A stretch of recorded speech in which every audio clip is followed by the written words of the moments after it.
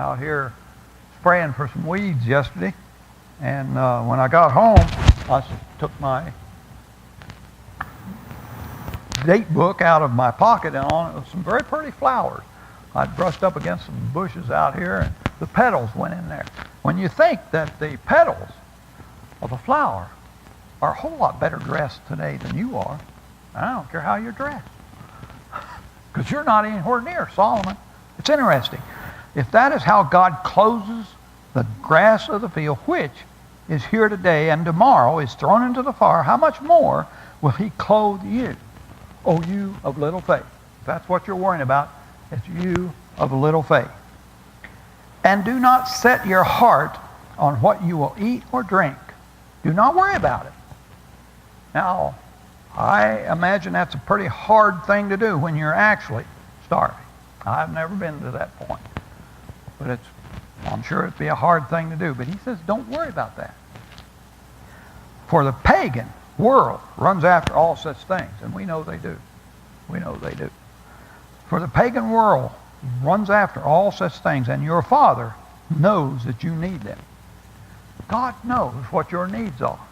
And he knows you need to eat. He knows you need to have clothes. I know there's a joke where we say we work because we like to eat and we like to live indoors. So we work. And that's nothing wrong with that, but if God had us in such a case where we can live in a cave, that would work too, and many people have had to do that. But seek his kingdom. Now all this thing, and he says, now my title said seek his kingdom, and of course that's what we need to do. But he says, don't worry. Don't do all these things. Don't let these things bother you. Instead, but seek his kingdom. For these things will be given to you as well. When you seek his kingdom, all these other things will be added to you.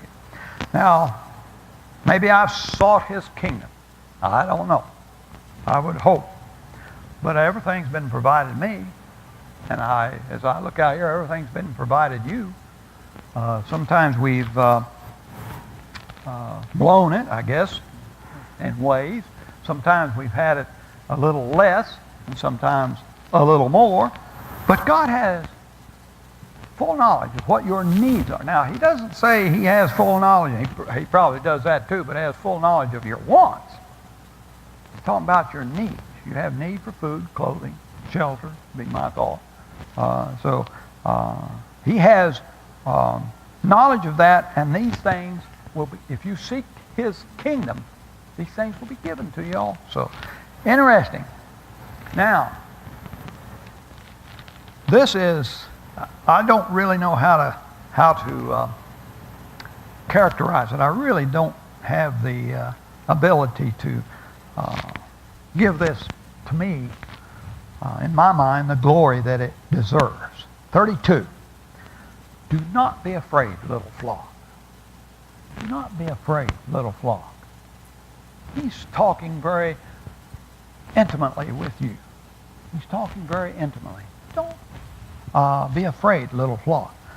For your Father has been pleased to give you the kingdom.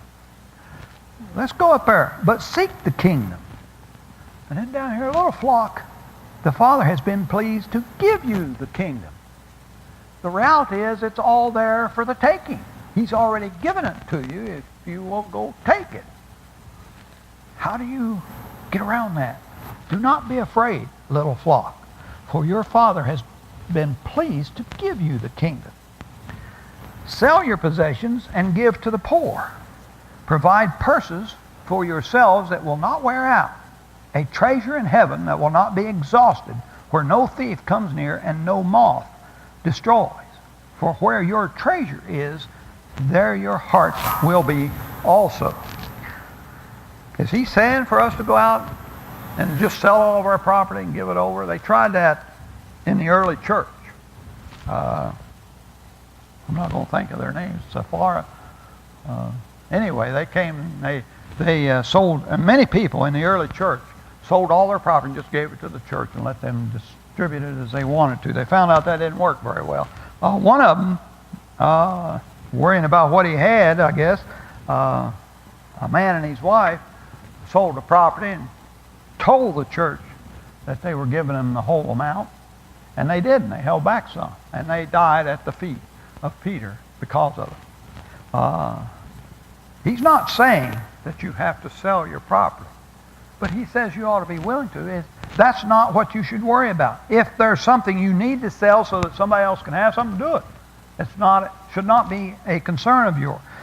Sell your possessions and give to the poor. Provide purses for yourselves. Now, we have purses, and have any of you ever lost money?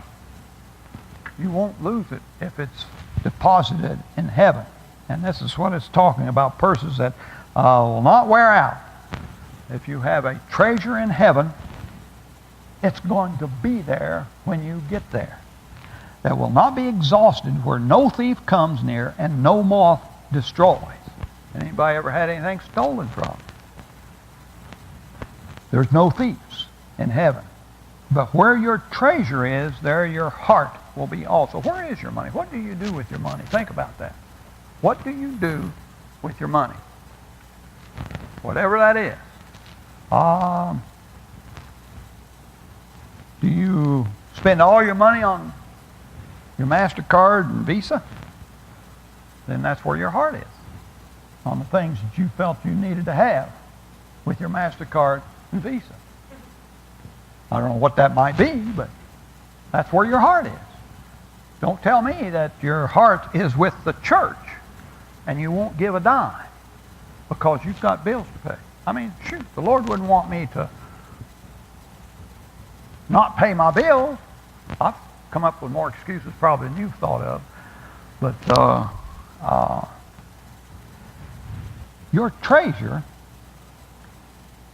or where your treasure is, there's where your heart is. And you can evaluate where you are with the Lord based on what you do with your money. Are you generous at all? Do you give anything to charity?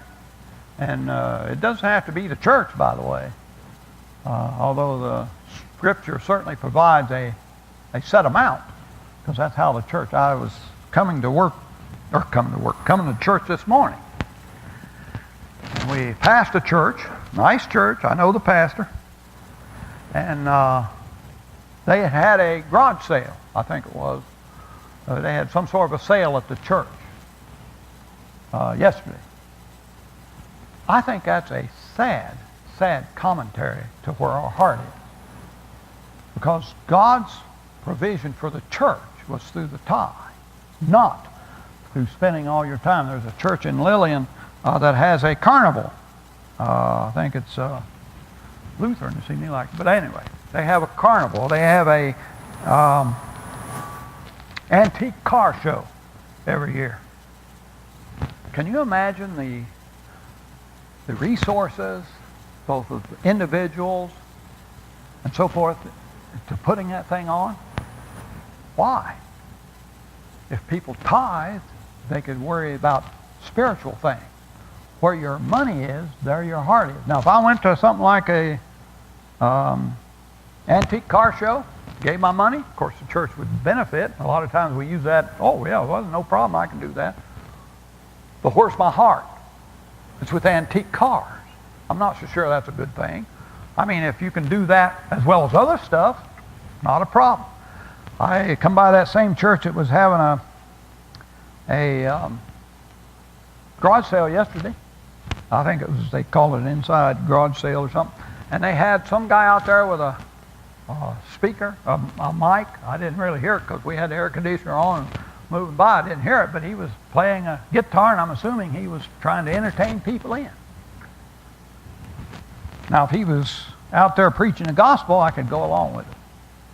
But we have a tendency to hide or to, how would you say, get away from God, not seek His kingdom, and we need to evaluate in our hearts and our minds where we're putting our treasure.